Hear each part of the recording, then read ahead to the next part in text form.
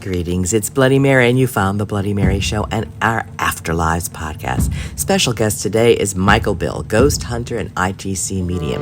He's here with me and Marie. We're going to dish the dirt, and we're going to talk to the spirits on a ghost box session. Listen into it all and tell us what you think the spirits have to say.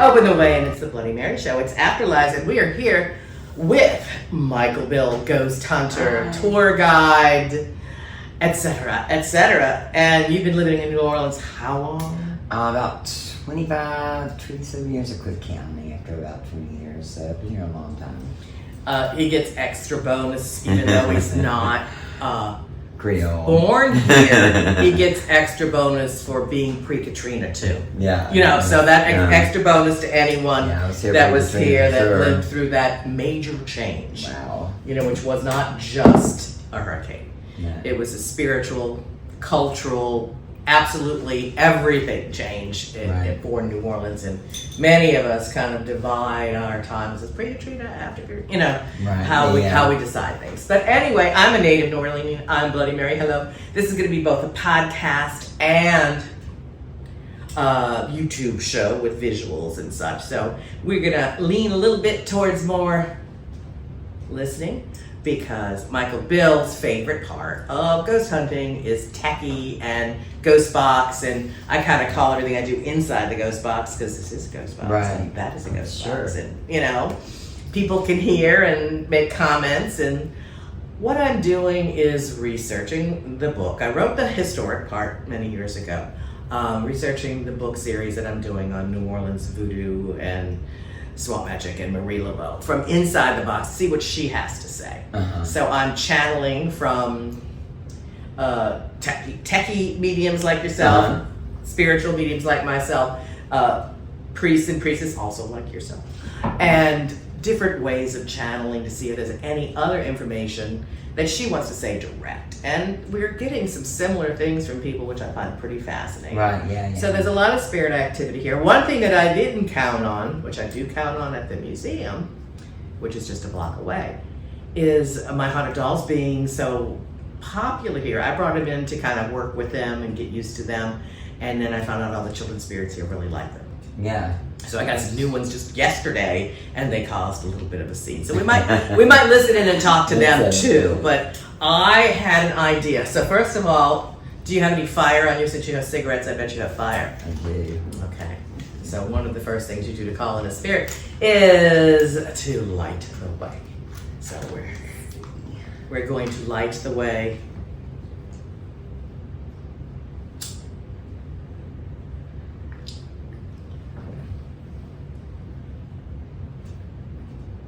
Open the gates, leg, open the way. We light the way for the spirits, and then the element of fire to warm their way, to light the way. Toast with your water, sir. And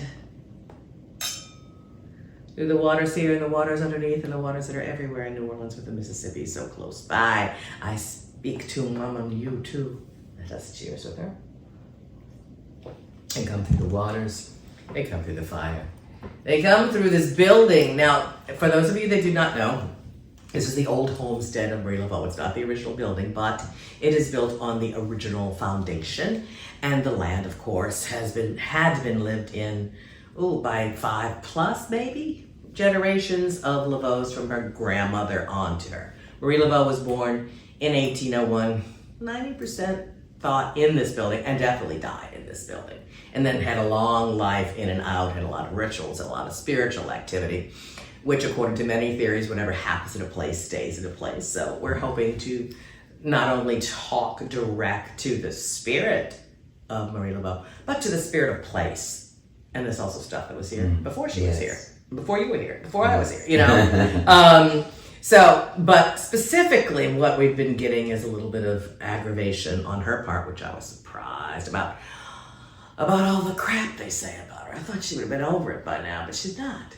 So and I talk about this all the time, and she talks about it all the time, But you do tours for many years. You've probably even heard of Marie Laveau before you moved to New Orleans, just being in the Gulf Coast area and interested in some forms of mysticism.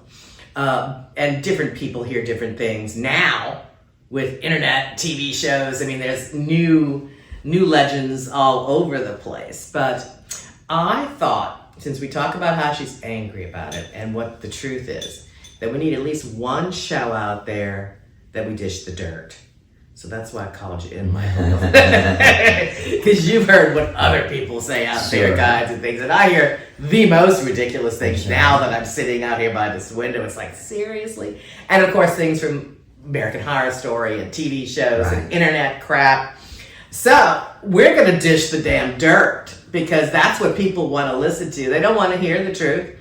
And that's really sad. I'm going to be writing the truth. But I want to, I guess, instead of, a little sprinkle here, a little sprinkle there of what people might say, let's get down to it, damn it. What's the worst thing you've heard, let's say, another tour guide or somebody tell, or the most funny, or however you want to look at the most ridiculous? People would say that she was a devil worshiper or baby eater. Baby eater. Heard that. And I was actually doing a tour here one night, and this couple from Mississippi, I was like, does anyone know who Marie Laveau is? And they were like, that N-word bitch voodoo queen. I was like, uh-oh. The N-word. Okay. I mean, the N-word. I'm like, geez. The woman got her hair caught in the nail slot. I'm sorry. They had to cut it out to say, this is totally true. Cut it out to set her free. The guy turned around and almost stepped into a hole, almost broke his ankle. I was walking away. They were like, are you going to help them? I was like, hell no. Let them get into their own trouble. And 2 weeks later, I got a letter, not an email, but a letter to the office, the place I was working, from their son, mortified by his feelings behavior. He said when they got home, their house had burned down and in their truck. That's what he said. So the son was mortified, which happens easily over people's parents sometimes. But yeah, they were drunk, but it was like they should not have never say anything bad about Marie Laveau in front of her tomb or in front of her house, anywhere that she is going to be, because her spirit's going to be, because she will take revenge on you just like that. Well, I don't even know if it's revenge. I guess that's the whole thing that people worry about. Voodoo is like, ooh, they're going to be cursed. I don't think she's out there to cursing, but when you start throwing stuff into the universe and it bounces back at you, who knows how it's going to do it, and then to disrespect her, like especially right at her face, more or less. Right. Wow. I mean, that's a bit dramatic. You had some weird stuff happen. I mean, like, I've never been in the building before, but... how do you feel so far? I feel great. I mean, it's nice and peaceful. Yeah, it's very peaceful in here. But we had a couple that came out of this, me and a woman named Maria Pinner, you know her, she's an author. And we were trying to find a ghost story for her, but it's like, there's no ghost stories. There's some ghost stories, but could be. You're in my book, I have some ghost stories. But so, we were sitting outside, and this man and woman come bolting out of this house, and they had their bags with us. They saw something rim banging on the window, and I'm like, dude, I know you saw something. And the guy rolls down the window about that much. He goes, I'm going to punch you in the face. You don't step away from the car. I was like, look, I'm a voodoo priest. I can help you. And I'm looking at each other. And then he punched you. No, we took him down there. The good friends got him a separator, in this chart. I mean, they loosened up too sweet. The woman said they knew it was the Laveau's house. The first night was like beautiful, it was magical. And the second night, when she was coming out of her hair on the bed, and he was in the shower, she started to hear drums. They started looking around thinking there was like a timer, like a... Or drummers, They went outside, they freaked them out, they went in to stay over the inn on St. Anne across the street. And they must have gotten in before she reaches in her purse and pulls out a feather about that long and slams it down the bar and goes, what does this mean, voodoo man? And I was like, well, there is a thing called feather magic. And some voodoo, what they will do is that good priestess or priestess believes you're cursed, they will X you, will do a positive spell in the feather and X crossing out the evil and give you the feather. Cleanse you with it. Yeah. Around your aura, around your energy. Get rid of it. And you'll hang it over the door and it'll protect you from any backwar or sorcerer or witch. Now, if an evil sorcerer or backwar, then this is what I heard. It was from negative spell and slip it into your pillow. Well, for 7 days and 7 nights, it will transform itself either into a serpent or a crow. If you've not done it on the morning of the 8th day, it will slither out and fly away, taking your sanity with it. Now, that's one of those old wives' tales. Yeah, things. But I mean, but pillow magic is a real thing. Yeah. They put a lot of things in pillows because you wouldn't know they were there. Yeah, exactly. And then you'd sleep on them and with them, and it's The in dream, you. Yeah. So always check your pillows. I always say, us Voodooists, we don't want to kill you. We just want to make you suffer. Well, I don't know if I agree that she did any of that, but that is definitely the dark side that they want to portray to make her more interesting, which unfortunately I have found through my personal spirit work with other spirits. The more you lie about them, the harder it is for their spirit to grow. It can block them, it can harm them.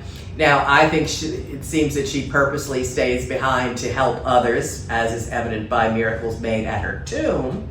You know, well, that used to be. Now they're coming here because they can't leave an offering or do anything at the tomb anymore, which is sad for people that have gone there and to other tombs for hundreds of years here. Yeah. Because the ancestors, especially one in the status of Marie Laveau, people went to her life, would still go to her in afterlife. And yeah, and some people who believed all the legend stuff would only go there for bad stuff, and we didn't like that anyway. But people think that voodoo's about control and this and that, when it's really about spiritual connection. But that wouldn't sell as many movies or as many books. You know, and I had a really good ending to American Horror Story. They almost used when I was gonna be doing the last scene, but you know, that was money though. They wanted to do something quicker.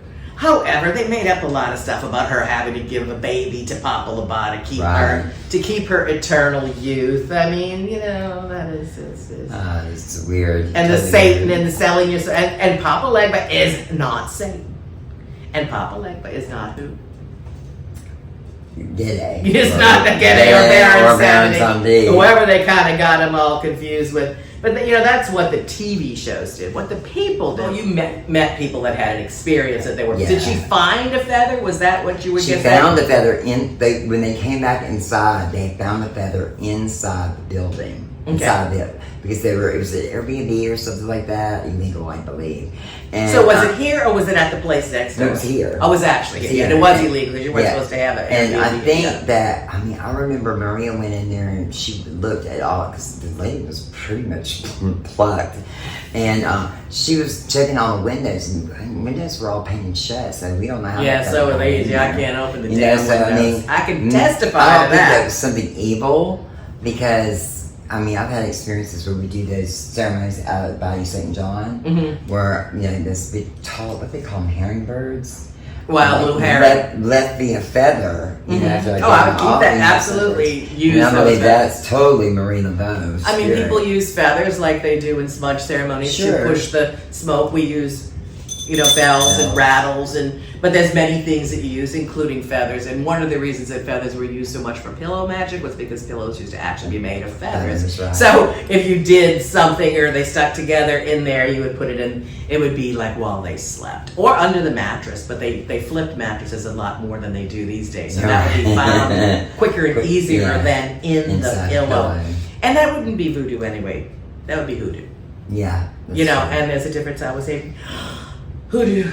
You can practice hoodoo without voodoo, without voodoo, without voodoo, but everybody's trying to change that now. They try to make hoodoo the religion, which it is not. You know, voodoo's the religion, hoodoo is the practice, the practical application that one would need to get things in their life, more money, more protection, more health.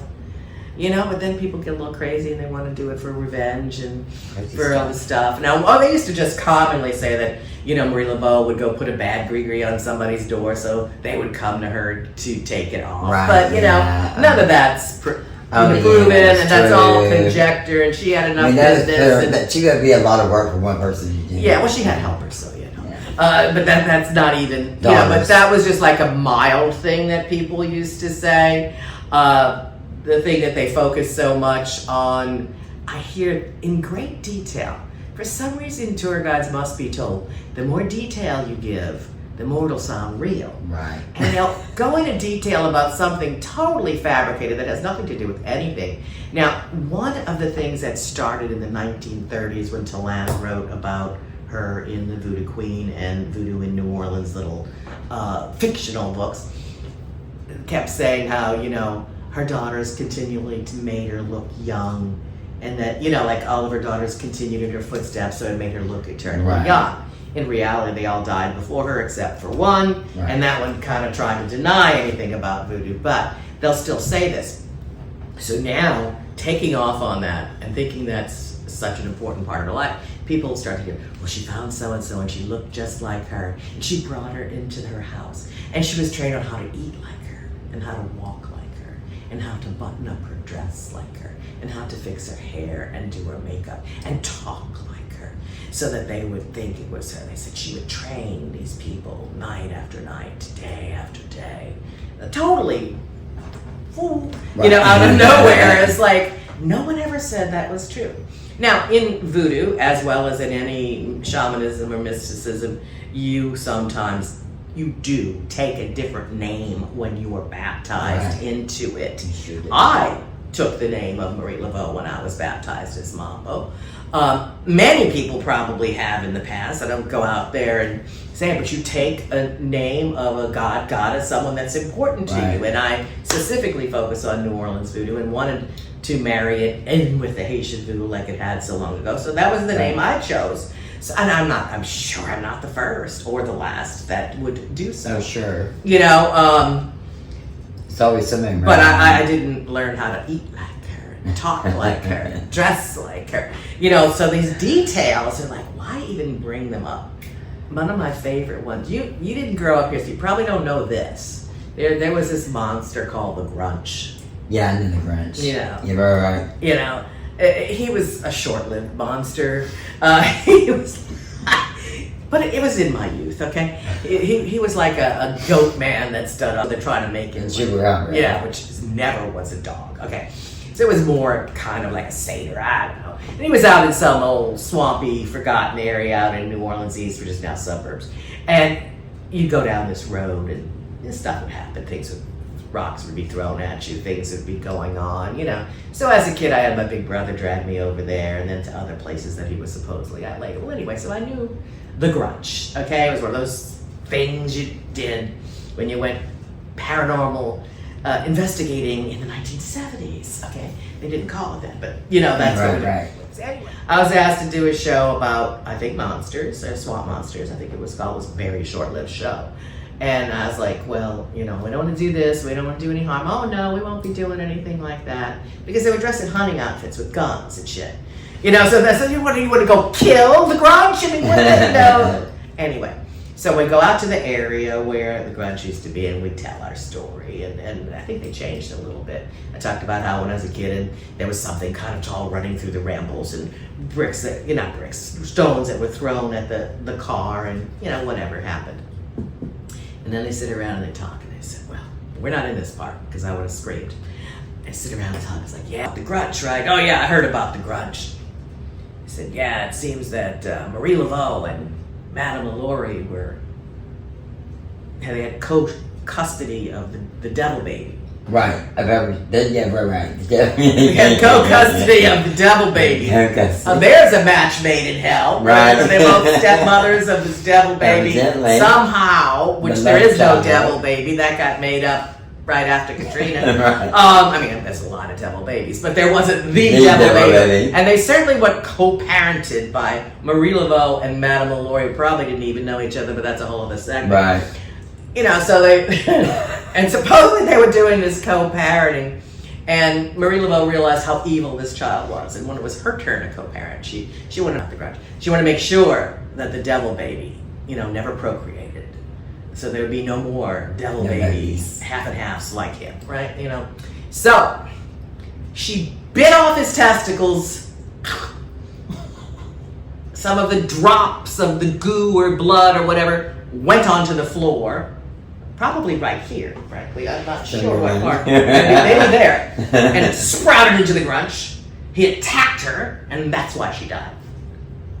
I've never heard that. Oh, you didn't heard that? Oh, it's in I heard about the devil baby, but I've never heard that. Oh, no. She pulled his testicles off with her teeth, and the little droppings that fell, like his baby sperm, went onto the ground, and poof. That sounds something that somebody definitely made Absolutely. But I've had people call me and say, well, we're looking into the story. It's like, yeah, no, I'm not going to do that story.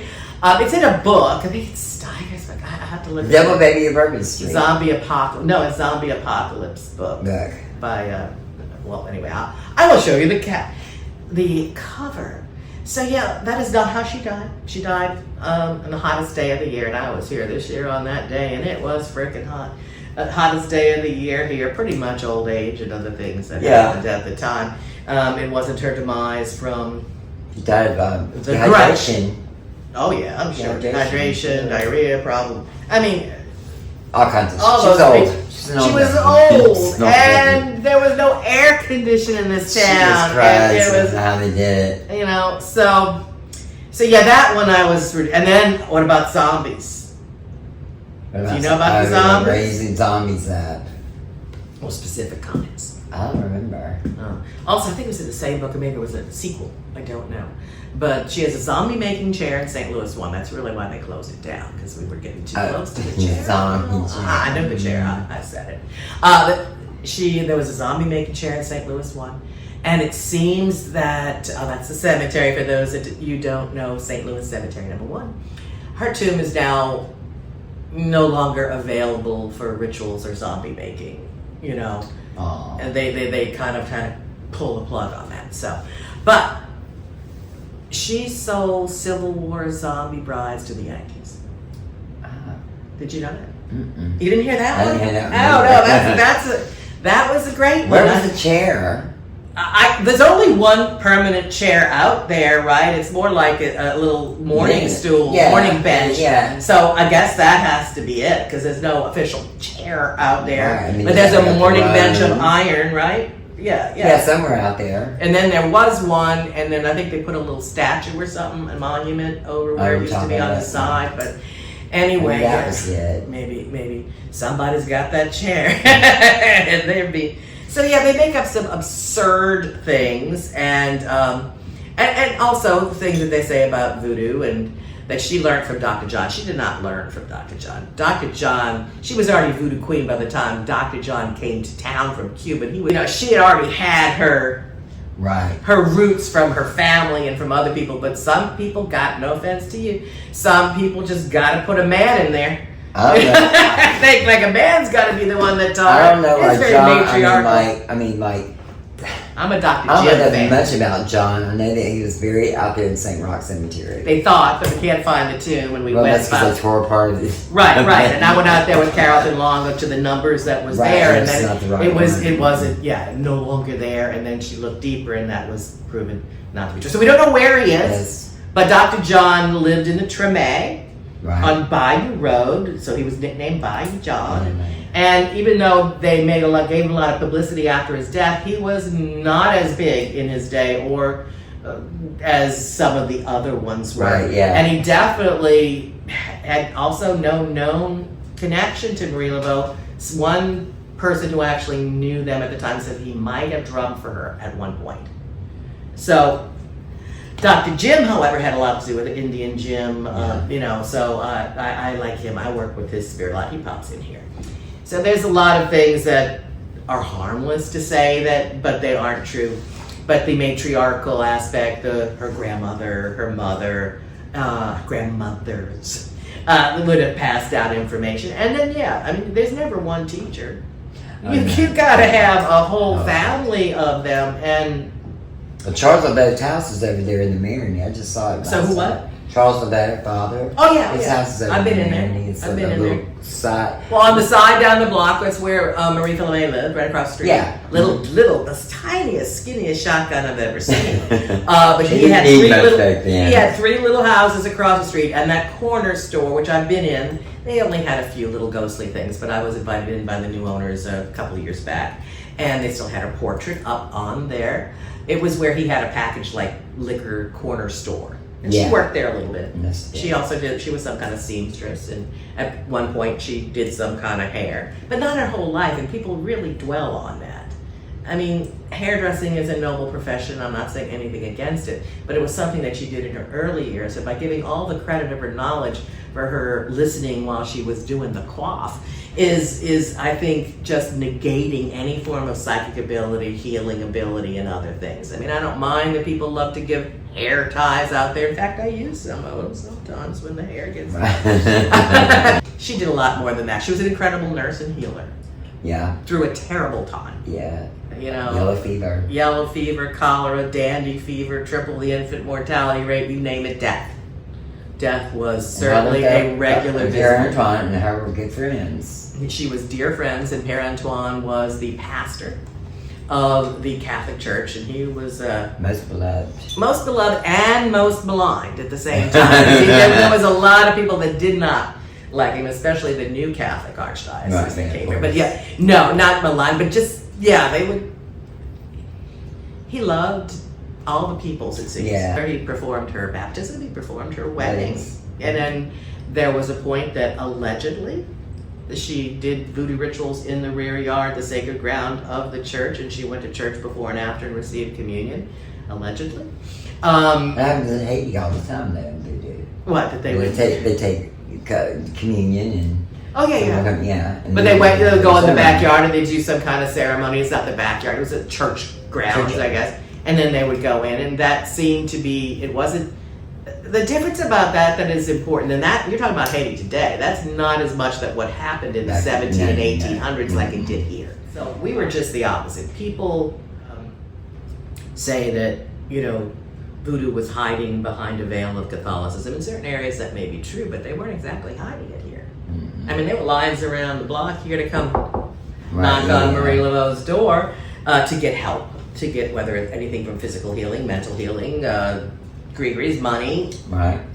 And there's a discrepancy whether she was an official midwife or just worked with the midwife, but there were many reasons, but that women came to her. That would have been one. Right. Abuse would have been another, and, you know, strength and other things that they needed to get away from said abuse. You know, there was a lot of women's rights movement going on in here, I think, as well as civil rights as well. Sure. But women's, and they were of all colors, and that's what people don't understand in this country. It was multicultural since the 1800s here. Yeah. There were white women and black women and yellow women. I mean, Native Americans.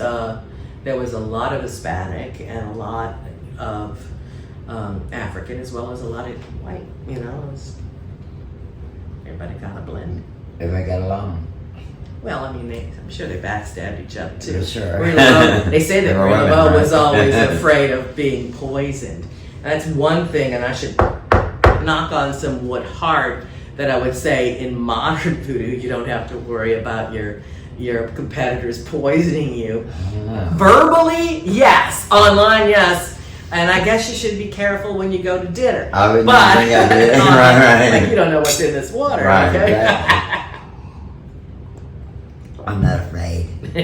But they, you know, they said like they literally were worried about poisoning each other. So that's sad. She was married to a white man. Yes. And the Americans didn't like that shit. You know, they didn't like that she was, you know, that we did those types of things here, that there was interracial marriage and offspring. Right. Yeah. And it was just commonplace here, and they were like, blah, blah, blah, blah, blah. And it's like, you know, I'm sure they slandered her because of that.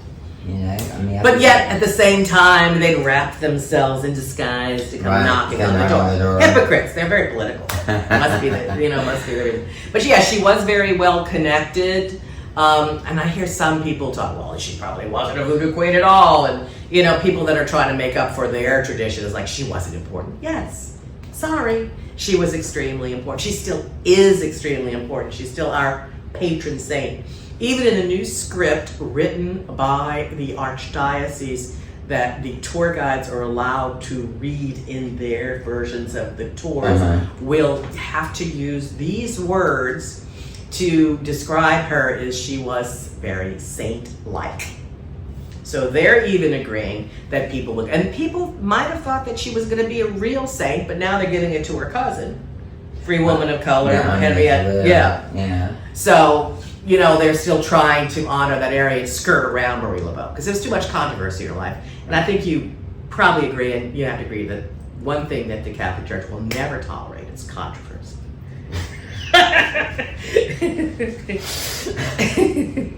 Well. We're talking the dirt here, right? There was a lot of controversy, a lot of dirt around what was going on at the tomb. I mean, it was very sad when we stopped being able to leave offerings there. I would bring offerings for people from all over the country. They actually physically damage the tomb with marker, and so that's not. Well, the people that started using nail polish and lipstick, right. brick was a damn chalk. Brick And it would wipe away in the rain, and it was done on tombs here forever. But yeah, the overflowing of the tourists went crazy. And I totally believe that if you educated someone correctly, they would want to do it correctly. Yeah, use a piece of chalk. You did it on the ground, leave your thing, but no one would listen, and not everybody. And especially when the people started to try to make it taboo. I think guides, mind you, would say that it wasn't real, it was made up by tour guides. They weren't from here, number one.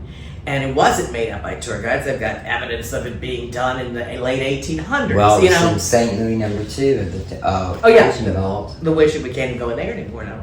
I was the only one that toured in there for over 20 years. Co-art and teacher of Marie Laveau. Where the hell's Lala buried? I don't know about Lala. I know you think she's a hoot. I mean, I can probably try. I guess I never was as interested in studying the 20th century because, first of all, most of it was undergrad. Right. She talked. She was a character, you know, and a lot of them today are a character. But I could look it up, but I never did look up Lala. There was some interesting characters that people would talk about, and they stopped talking about them usually after the turn of the 20th century so much. But yeah, Lala, Queen Lala was around. I'll get her picture. I'll put it up for everybody. Her pictures are hilarious. Yeah. Lala with cats.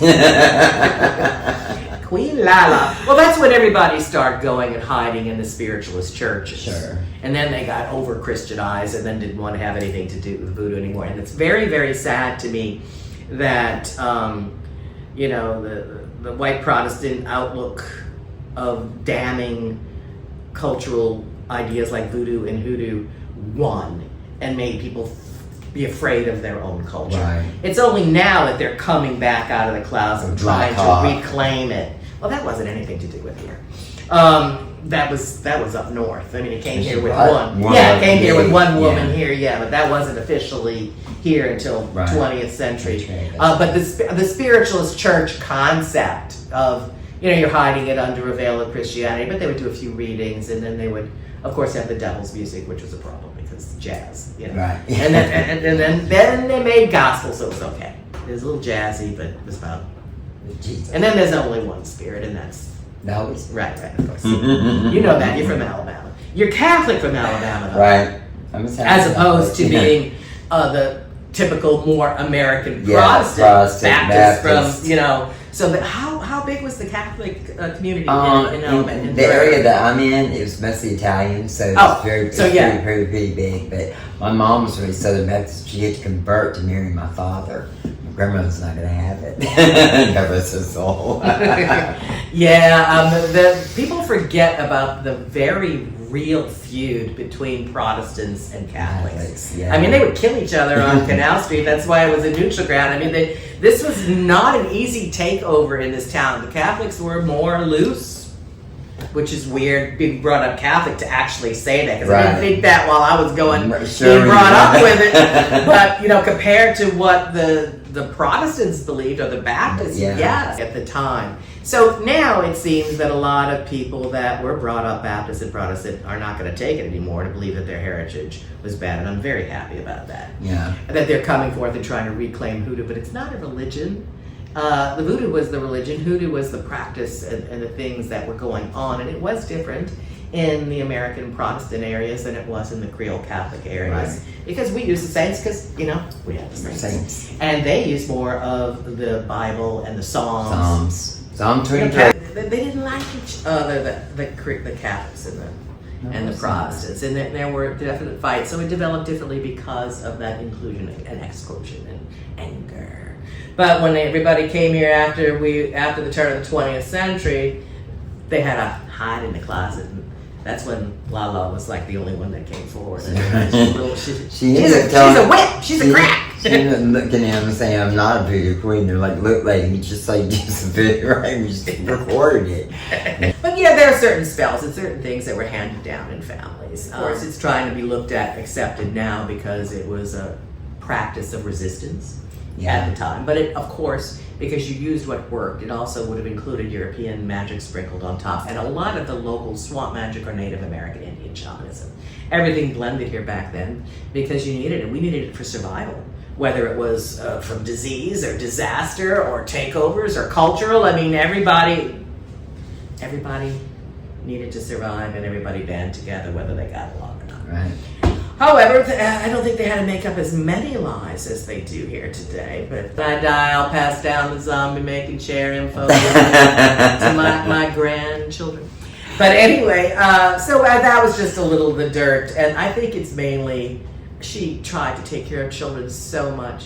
She, worked with the midwives, and there was such high infant mortality rate that she was blamed for killing them. I mean, she wasn't killing them. Even the nuns. Isn't there a story about the nun finding all the dead babies in the walls? Such bullshit. Well, it might not be bullshit. Well, they had to find a place to put the dead babies. Well, I mean, I thought they would just bury them in the ground.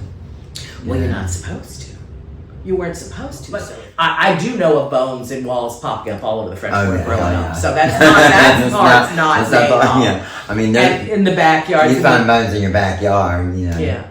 I mean, and even by the Catholics today, you, me, we can baptize our own children.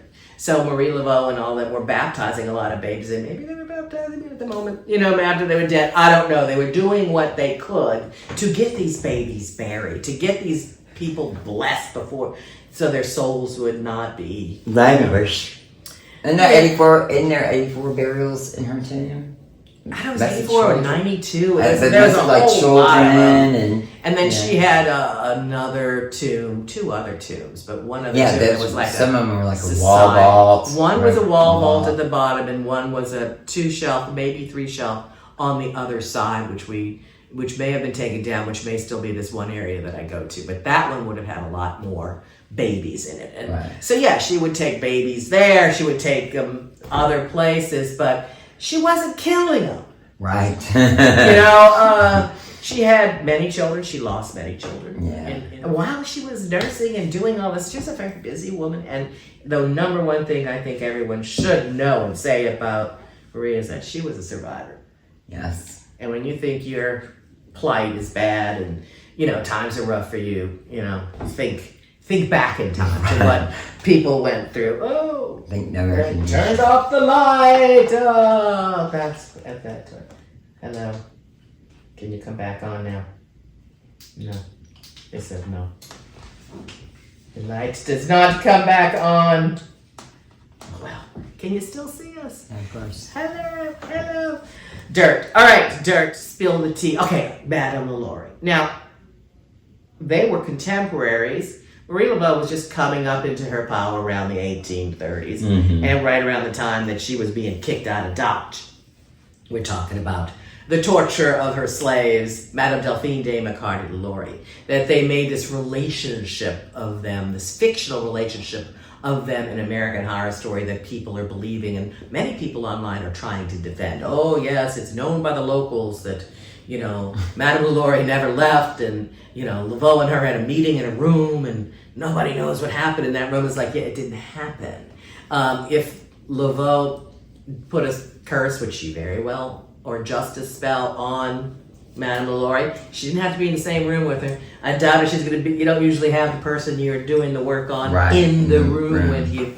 And there is absolute proof that she went to France, and died in France. And I've been to her tomb, I've been to her house, I've been to where she was buried, I've even been to where she was allegedly attacked by a wild boar in Po, where I had a very spooky experience. I've been to all of those places traveling around, and she definitely was there, and she definitely didn't make it back.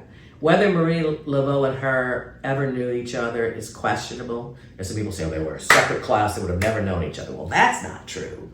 Because a small town. Yeah, and her, Marie Laveau's father had real estate dealings right around where the Lalaurie mansion was, so they could have known each other.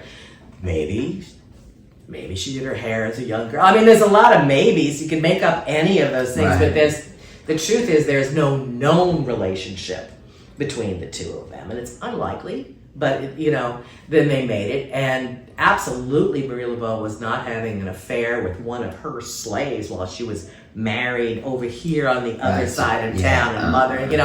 You didn't do that, and not that people don't cheat, but she was a free person of color.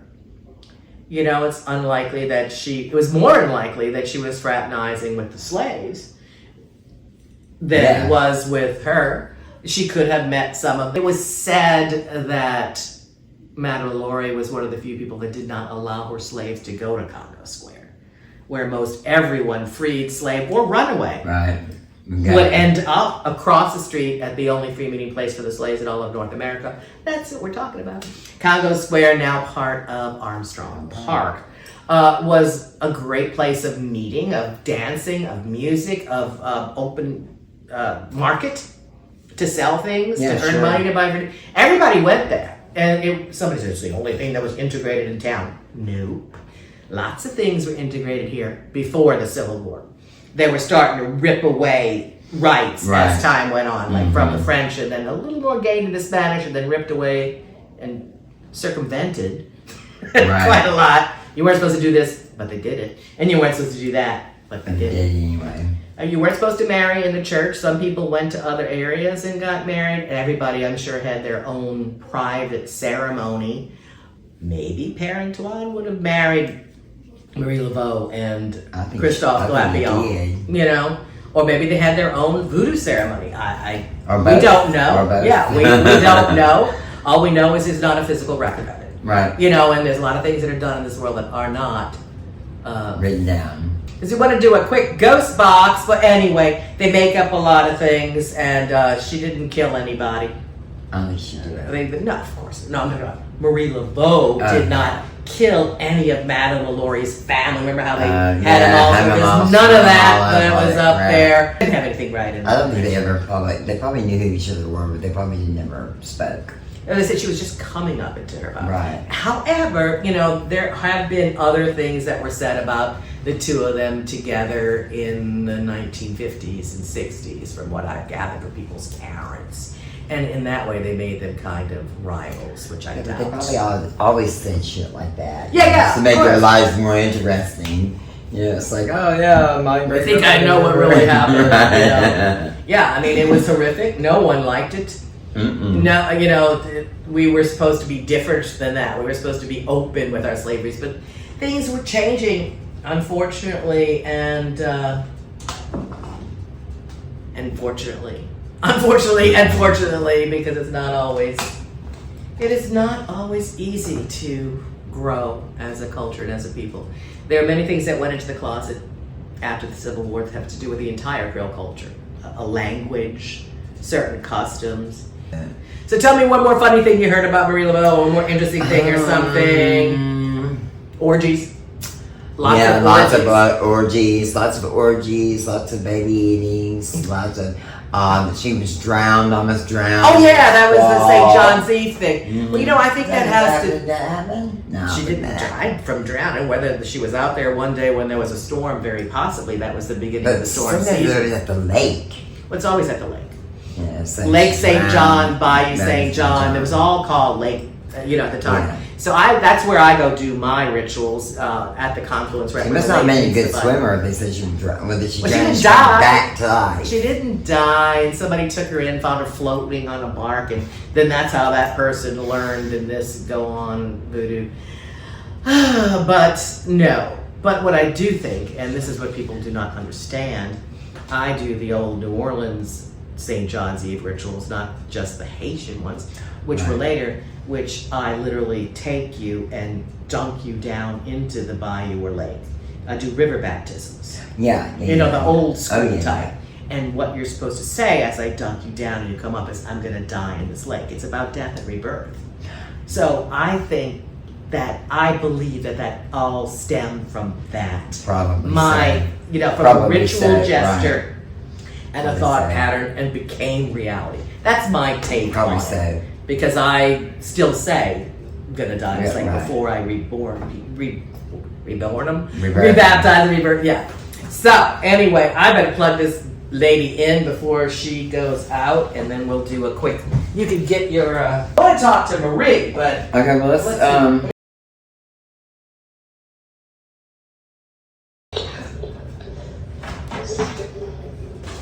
Hello? all right.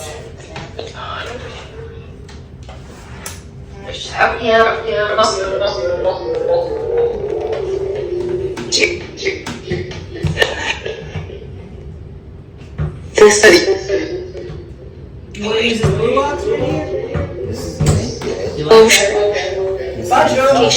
First. There's Marie Laveau here. Let me plug this in. Pardon me. Open the gates even farther. We open the way. Marie Laveau, Marie Laveau.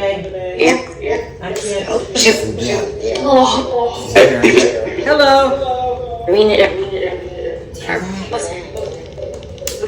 Yay, I plugged in. Alright, now we have the power. We want the power. Yola Lima, Marie Catherine Laveau, Catherine Henry, Marie Philomé, anyone else that has something to say, open the way. Ashe. What are those words up there saying? Live viewer. What? Live viewer. Live viewer. We don't have a lot. Oh, that must be Marie Laveau. She managed to. Hello, is Marie Laveau there? Who would like something to say?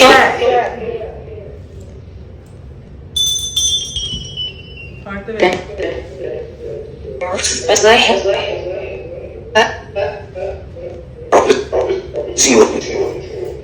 A lot of echo.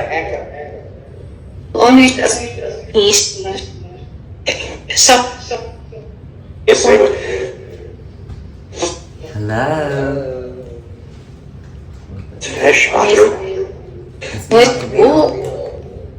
And Bloody Mary. He sometimes I think you're like two of us. Is Marie there? May we speak to her, please?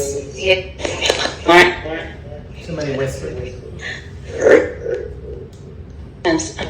I also have the audio.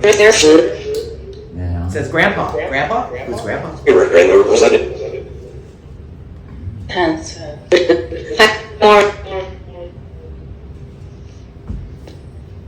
What do you want us to know? Is there anything you want us to know?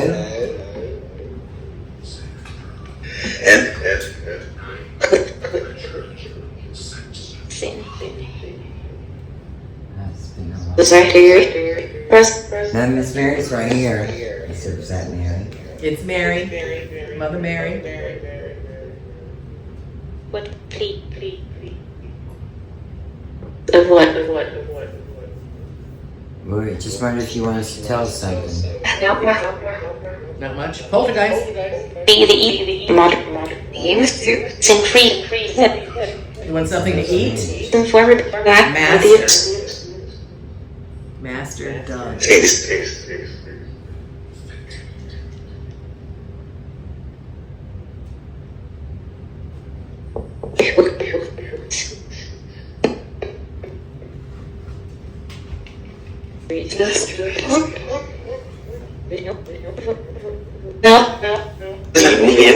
Can you help us write the book? I channel quite heavily here. Are you helping?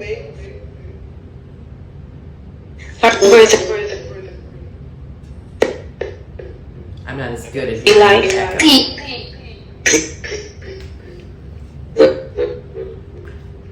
Do you like the dolls?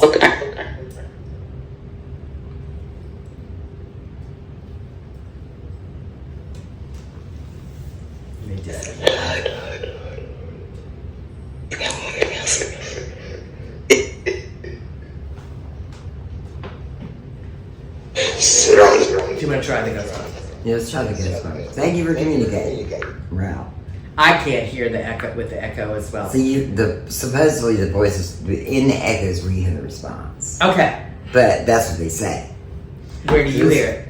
I hear an echo. I have not mastered this. I've turned it on a couple of times. I love my Poltercom, but it's gotten. Oh, it should not have been on. Oh, what a pain in the ass. Spells are dead. To the Poltercom.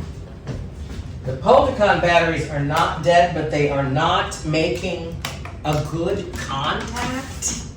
I don't know if that's smart. If that's why I haven't been using it much lately. Let's give her a whirl. Like you have to pretend like it's the TV you grow up with and like smack it around a little bit. So this is one of the several Poltercoms. They work well, but they're easily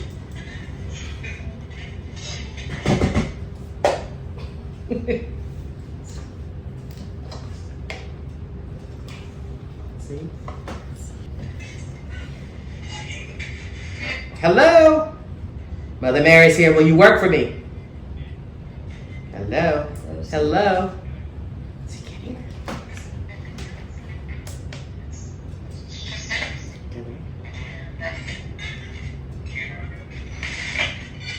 And it's brand new batteries.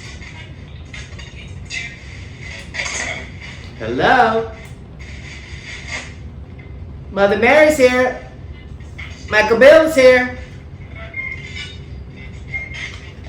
You need to get your jerry-rigged something, girl. It's like you gotta, You pop it. and I'm pressing it. Okay, say hello. You are such a bad baby. I gotta spank you.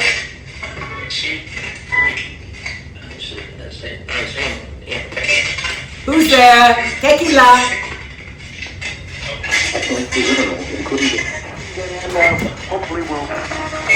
And now that started to work. Alright, now we have the hauntings of this place. They're very weird with sound.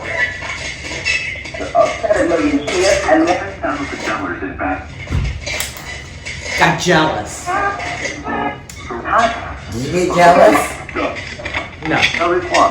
I'm gonna turn this one off. Weirdo. Wouldn't give us any power at all a minute ago, right? We'll give us Jack.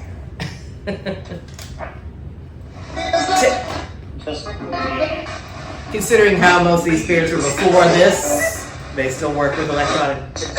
Hello? And you want this up on the side? Or down? I'll get it down soon. I'll be all around.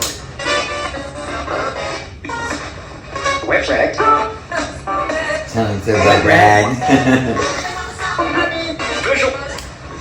Hello? Can I see some of the spirits here? Are there any spirits here with us?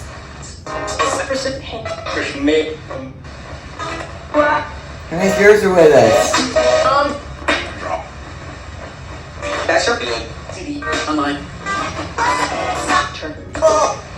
Marie, are you here?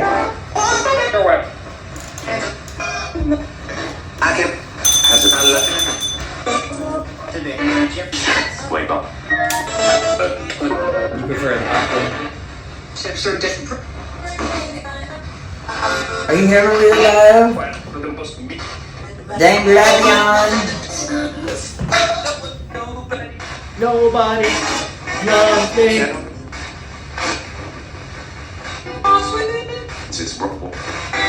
Please give us a message that you want to share.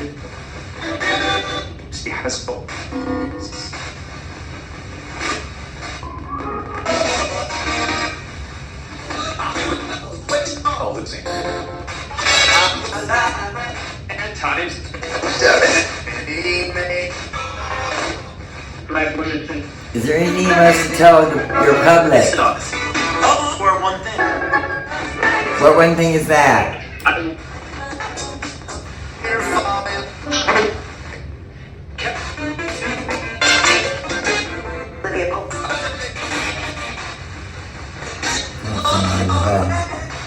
You heard Marie Laveau?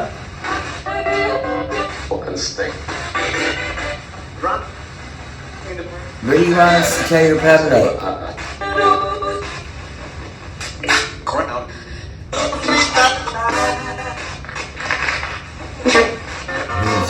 lanyap bonus if they had anything to say. Alright, well, thank you for communicating. On the other hand, we put the dirt out there. We're going to take it away. Because she was a hardworking woman, very spiritually connected, I'm sure, extremely psychic, and trying to make the world a better place in her life and in her afterlife to many other people. Patron saint of nurses and doctors and some say politicians. Yeah. Women especially, and I have brought petitions from all over the world that people used to send me for over 30 years to her tomb, and many of those miracles were met. And now I have petitions and healings that hopefully we do through here. And she's still listening. I always say don't talk bad about the dead, but I'm saying don't talk bad about the dead. Not because you're afraid they're gonna whatever happened to that guy burn the house down, but just because yes, it is. I don't think she did that. I think that was I don't know. What you put out into the universe comes back at you. If they said that in front of her house, mortified. What else do you think they said? Well, and probably did while they were in town, right? I mean, it's never one thing that this happens. You do something out in the world. No one. Let's just say it in front of Marie Laveau's home. I mean, it's like wrong time to speak. In case you don't know it, the disrespect of the drunkards in this town goes amazing. Now, I don't think it was terrible disrespect on the person's part that hopped the fence and painted her tomb pink. It certainly started. was mentally ill. I don't know. But whatever it was, he did it well, and he was within the lines. I mean, it was an ugly color, but that's my choice. Only when he painted. I know, but one they yellow, in the back. Yeah, but they said that they caught that guy, and it was the same night. It's like, why don't you think it was the same person? Why don't you catch one and not know the other? Yeah. I thought it might have had something to do with breast cancer, female awareness. But I say she wore the first pink hat. Because that pink hat Me Too movement started right after that. I'm going to try this one more time because I'm in denial. Will you talk to me? See, it's this. Spank the baby.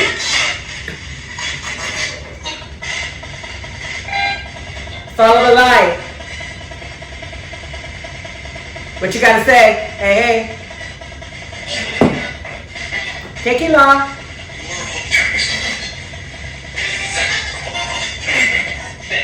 Let's see, put it closer.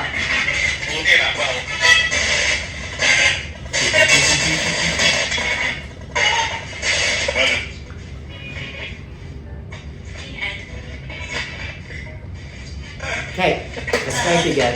Okay. Please speak to our audience.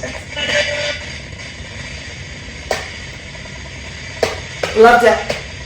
You never know what we're going to catch, because sometimes we can catch stuff that's not on the box. I get stuff in between, under the words when I talk a lot. Yeah, I mean.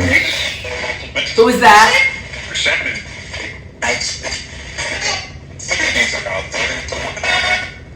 Well, I'm recording this because I want to get play tonight. okay. Michael Bill might find something later too, and y'all might find something. We want to put you to work. That's true. So I'm gonna let it ride and be silent. Here, speak your piece. The peace I give you.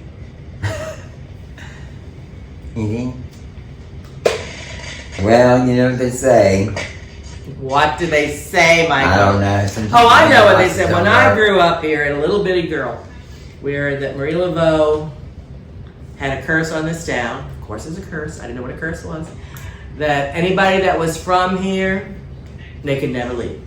And I swore that wasn't going to be me, because I wanted to get out of Dodge. And I did. But I returned back, and now I speak about her every day. So her curse was a blessing, but at the time I didn't want to come back. But I did. And they also kind of mix her up with the river. Something like, once you drink of the waters, you have to always come back too. So we all drink of the water. We do drink of that water, and we bathe in that water. And now we're in trouble with that. The saltwater intrusion. Please prevent that saltwater intrusion. You're Marie. Right now, when they're trying to, it's already started in Bell Chase. They have the trucks to do the reverse osmosis there. Oh, jeez. They're going to supposedly put a new flattened pipeline in Jefferson Parish, but you know that the sewage and water will be taking their time. So if you can put a little fire under the butts of the politics, under the sewage and water board. Well, we always have alcohol now, don't we? Well, they used to drink a lot of rum and stuff Yeah, because the water was terrible. They just drank one. That's always a reason. What you got to say about that? Get a pump. Yeah, we want to get a pump. Please, we do pray to the spirit of the river and to the spirit of Marie Laveau to stop our water from being tainted by too much salt, and maybe it'll get the demons out of us. Because salt is a good way to get salt baths. Everybody, spell time will be salt baths. All right, Bye. Signing off. Michael Bill, what is your tags you want to tell people? I just want to say, my name is Michael Bill, Ghost Hunter Extraordinaire, and I will scare you later. And you are at, like, what's your tags? I'm at, it's on Facebook, it's Michael Bill, Ghost Hunter ITC Medium. And yes, it's very long. Okay, what about what else do you do? Same on Instagram, it's all the same. whole thing? The whole thing is all the same. Say it again. Michael Bill, Ghost Hunter ITC Medium. Gotcha. And I'm Bloody Mary New Orleans here on Yes, you YouTube. are. And also, you can hear this on many platforms for a podcast now. Also, Bloody Mary New Orleans. But I'm Bloody Mary Nola on Insta and TikTok. Tickety talk. All right, I'll see you soon. Bye. Bye. Miss you. Yolali, la grande zombie, Ashe Marie. I left the camera running, and you can hear a voice. I slowed it down. What do you hear?